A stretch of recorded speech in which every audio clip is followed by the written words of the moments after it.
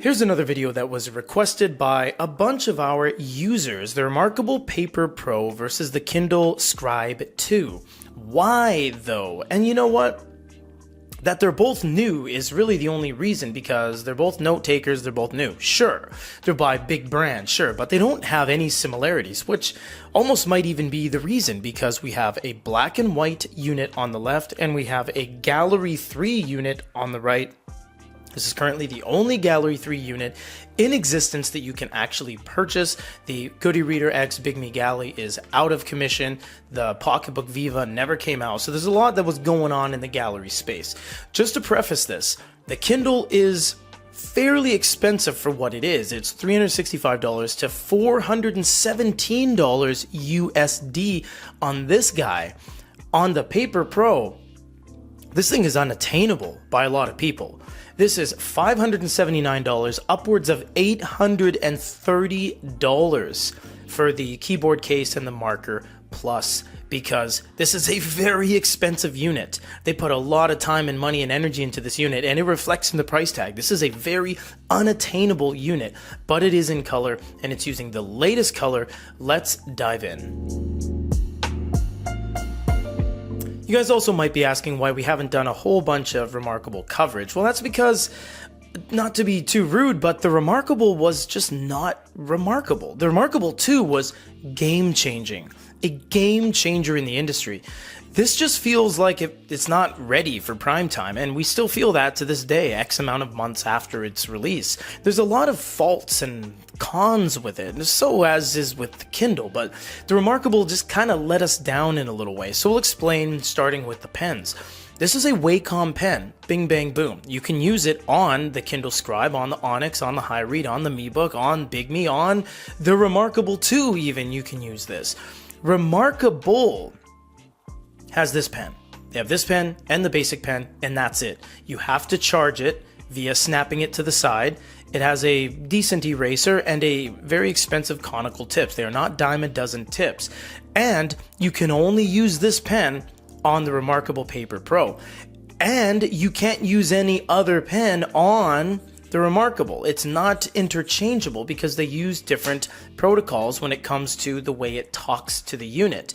You can snap it to the side like this, away it goes, and you're synchronized and you're charging it and away it goes. So it's intensive that it takes all this time and energy to use it when you can just use any pen under the sun on the Kindle. You can buy dime a dozen $2 pens on AliExpress and it's gonna work on the Kindle Scribe. We actually didn't plan this. This is actually out of batteries, the marker, so we're gonna let that charge. You don't have to charge these are passive. So we're gonna look at books, and then we'll look at kind of some color content versus not color content, and then we'll move into note taking. So let us just open a book at random here and put them both on the screen. So as you can see right out of the gates, that Gallery is just more gray, kind of like the issue we were having with Kaleido. And you'll see that you do have some options here. If you wipe the top down, you'll have the glow light right there. But you'll notice that what was that you just saw when I went back out and I went back in? What's all this flashing, buzzing, refreshing? Well, that's how Gallery refreshes, and it's poor. It was poor on our unit, the Goody Reader Galley. We're not saying ours was better. This is better. It's more refined, but it's still very poor. Everything is very slow and sluggish. Look how it just trudges along.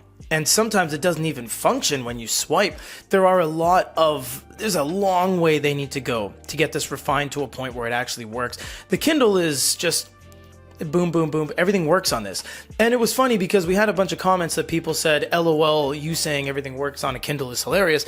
I'm not sure where that comes from. Kindles are the most stable devices in the industry, so I don't know if that was a gag or a joke, but it fell short because Amazon devices, be it the Matcha, be it the Scribe, be it the Paperwhite, they are incredibly stable and incredibly functional and reliant. They don't crash. There's no issues with apps because it doesn't have any. It's a very good experience. Now, how can you change your viewing experience on these? You can pinch and zoom on both of these. They will change them in different ways, and you can get to the biggest size possible, which is there. Let's look at the backgrounds here. So this is very white, and this is very just straight up dark stone. It almost looks like gravel. It's the same shot, same lighting. all that fun stuff. With the Remarkable, you have the ability to utilize colors. So you can go over to the pens and you can choose different colors: yellow, orange, green, blue, pink, gray. You can make your highlights and stuff like that. You unfortunately can't do that on anything except the Color Soft on Amazon, because there's no colors on this. There's just shades of gray. So when you long press something, you get your annotations, notes, highlights, shares, all that stuff. And you can do translations, and there's a lot of function with this, and there's a lot of function with this. In fact, even though you're reading a book, it pulls the same palette from the note-taking experience, which will show you in a bit. But when it comes to reading on these, it's not a question. Not only is, if you're buying these as an e-reader, because people do, this is the largest Kindle ever produced. The second largest Kindle was the 9.7-inch DX. And there were some people that just bought it for reading, because people like large screen reading. If you are considering a Remarkable for reading, I would strongly suggest away from that. It is very expensive to buy into, it's very heavy, and it's not a good overall look. This has a better look, it's more realistic, it's more reliable. However, I will say that even with all these layers on this unit, the drop shadow on the Kindle is significantly bigger than the Remarkable. You can see in these two corners right here, we will zoom in, don't worry. Right here, it almost looks like the screen is just right up against the surface, which is pretty spectacular, honestly. The Kindle, just, I don't know what there is there, but you can put a stack of Post-it notes in between there. It is a flush screen, so don't get confused, but what I mean is there's a significant gap between the top layer and the rest of the actual unit below it. So I'm not really sure what happened during the stack building process of the e-paper screen, but that needs to be addressed. So when it comes to reading, it's no contest. The Kindle takes it. In fact, it's not even close when it comes to a standpoint of what color technology is better. It looks way better than Kaleido. But, I mean, we just swiped the page and it didn't do anything. Look how poorly this performs. It just takes forever. Now, if you're wondering the differences of these two, at their very core, this is a black and white unit. So if you're getting one of these, you want to get one for yourself, you found a deal after the holiday season, this is what to expect. It is black and white. If you want to see the reds of this monster's lips and the sunshine, you won't get it because it doesn't have the capabilities of showing color. Whereas on the Remarkable Paper Pro, it is fully color. So when you go in between these two pages and you look at the differences between these two at their very core, you get color on this, and that reflects into the pens you draw, the backgrounds, all of the content itself. You get color, and it is vibrant, and it looks the best. It looks really, really good, and that's not really a fair comparison, but it is a consumer comparison, because there are people, just like with Amazon, and actually, you know what, I'm going to reach off camera here, because just like with Amazon, they have the black and white units, and they have the color units. So it is part of the choices of selection when people go online and they look for devices. These are both signature editions, but maybe I want color. And the only question to ask is, yes, you want color, no, you don't want color. So if you are looking for note takers, much like these, if you do want color, there's no contest. You have to buy this. You can't buy an Amazon device in large screen color. You'd have to go to Onyx or Bigme to get larger screen color devices, because they just simply don't have the selection on Amazon. But I must say, it does produce and display colors phenomenally. Now comes what we have all been waiting for. If you're scrubbing through the video, the Kindle pen will work on the Kindle, will not work on the Remarkable. Conversely, the battery-enabled Remarkable pen will not work on the Kindle. So the Remarkable Paper Pro is saying that it has the most realistic pen feel out of any manufacturer. I would disagree with that, because on a surface level, to an average consumer, someone that is going from maybe, oh, I've had an iPad and an Apple Pencil, this feels great. Sure, you are right. But for someone like ourselves who've been in the industry for 16 years, no, that would go to the Linfinishell, Fujitsu, the Readmoo, Sony DPT, etc. So Sony and Readmoo and Fujitsu would be number one. Now, this is pretty close. It has a good amount of grit, a good amount of feedback, but everything else isn't really real about it. It's very slow, and it flashes and it refreshes and it has to play catch up. There's no realism around that, because as you're drawing, it looks very sloshy, and then you let go and it phases out and it has to come back. And I understand that's the inherent nature of gallery, and much like Kaleido, there are certain shortcomings. But when you have a black and white unit, that's it. It's almost like you're writing on paper, and this has a good amount of grit. I will admit that the Remarkable feels better than the Scribe, but the Remarkable doesn't feel better than other devices in our industry, like the V-Woods, like the Fujitsu, etc. And there's other manufacturers, even Hanvon with the Pen Stars starting to catch up. There's a lot of going on in the industry. But when you draw on a black and white unit, you go la-di-da-di-da, it's done. And there's no refreshes, there's no phasing out, there's no color issues, there's no kind of playing catch up, the latency's on point. This is just, it's strange and it's alien to a lot of people, especially people that have spent upwards of $1,400 local currency for some of the markets they're in. I mean, this is no easy feat to grab one of these units. In terms of function, what can they do? Well, let's start on the Scribe. On the Scribe, you get different pens, pen, fountain pen, marker, pencil, you get different thicknesses, and you can do peppering. I love this. This is tilt recognition. You see, you can pepper the page, and you can push really hard and go like that too. So all of that is phenomenal. I like that aspect of it, but I don't like anything else. And the reason is because it can't do anything else. That's basically it. You have an eraser, which is rubber, which is actually a pretty strong selling point, because the original Amazon premium pen did not have rubber. This one actually has rubber, so it feels like you're erasing real paper. So in that regard, this is even more realistic than the just kind of plasticky eraser that's found on the Remarkable. But that's really where it begins and ends, because when you use the Kindle, you're like, all right, here we go, I'm going to draft. Well, no, because there's no other features. That's essentially it. You're out of things to do. You have your templates, which you can choose at the bottom.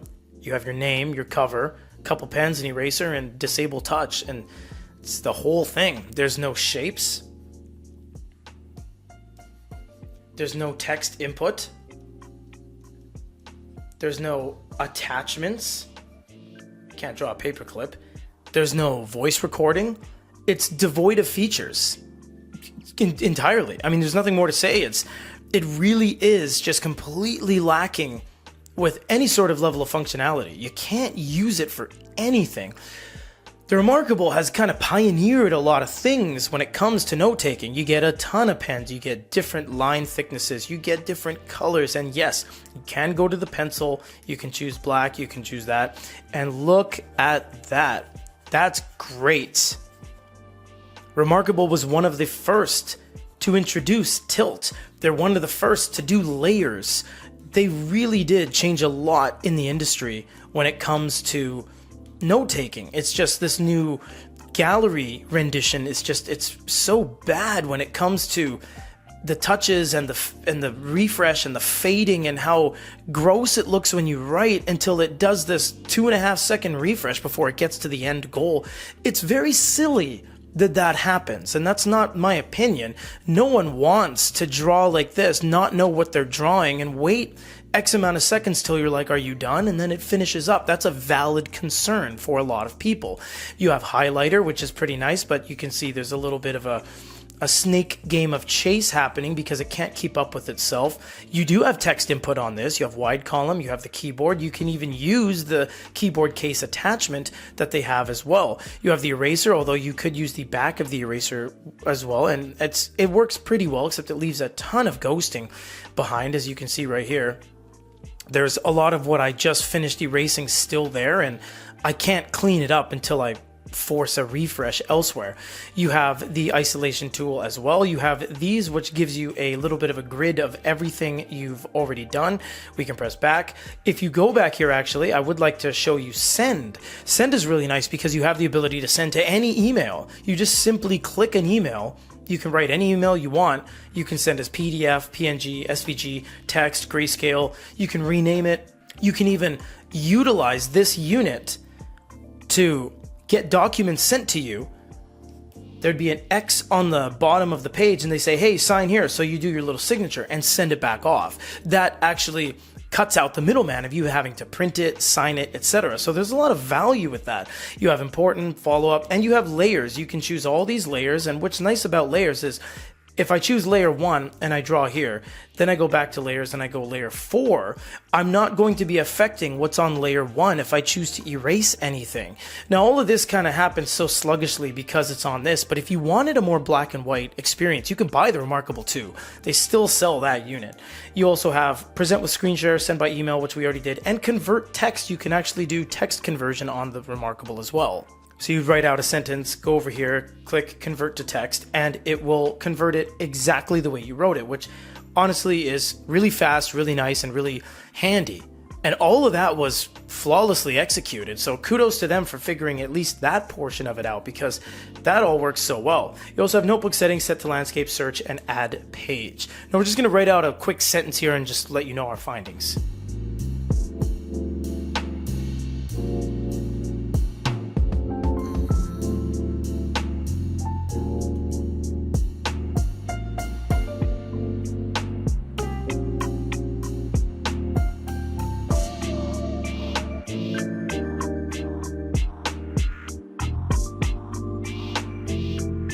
From a writing perspective, the Remarkable was way better. It felt better, it sounded better. But when you break it down, the contrast is pretty bad on this, and that's because it's 229 ppi versus 300 ppi on the Kindle. And this is pretty important because what that means is when you draw these concise black and white contrast lines and you want to compare, this is almost looking pretty bad by comparison. This is all very black lines on white background, but I mean, it's almost looking like there's little tinges of red in there when you just use a black pen. Now granted, this has the ability to do colors, so you see the green and the yellow and everything like that, so that gives it its benefit, but the fact that this isn't as dense as this, it really does make it fall short. Now there's also one thing we have to draw attention to, which we showed you guys in the review, is that Remarkable almost put this kind of clear sandpaper layer on top to give you better grit. And while that does give you a better writing feel, it comes at a detriment of the actual screen, because there's all these little micro peaks and valleys that hinder the Gallery 3 screen itself and make it look fuzzy. So it almost looks like they put a precedent on the note-taking feel, even to not even be the best feel in the game, at the expense of the screen quality, because it doesn't even look as good. So they really missed the mark on that one. But that being said, the Kindle's just a little bit more slippery. It doesn't feel as real. This one does feel a lot more real, even dealing with the latency issues. So there's those two kind of things you have to look out for. Now there's one more thing that we're going to do just on the Remarkable, and that is look at the colors, because the Kindle can't do that. So if we go over here, we're going to do a paintbrush. We'll do the largest possible. We'll just draw some colors on the screen and show you guys what it looks like. Now drawing it, you get those kind of, it's almost like you dipped your pink pen in a different color, because you get those black streaks until it finishes refreshing. And then you go over here and we'll get some blue into the mixture. You got to kind of click out to get that UI element out of the way. We're going to do a fake delete. We're going to do some white in the middle here. All right, go back, maybe put some yellow. We'll put one more color in just to show you guys how it all looks. And we'll get some, we did blue, let's get some gray. All right, let's see what we're dealing with here in terms of the color. Now you see it put it down on the page pretty well. Now there was a little bit of some shortcomings around where you kind of delete the edges, where the colors mix together, or maybe where you don't want them to mix. For example, the yellow's bleeding into there. You get a lot of kind of artifacting in the background.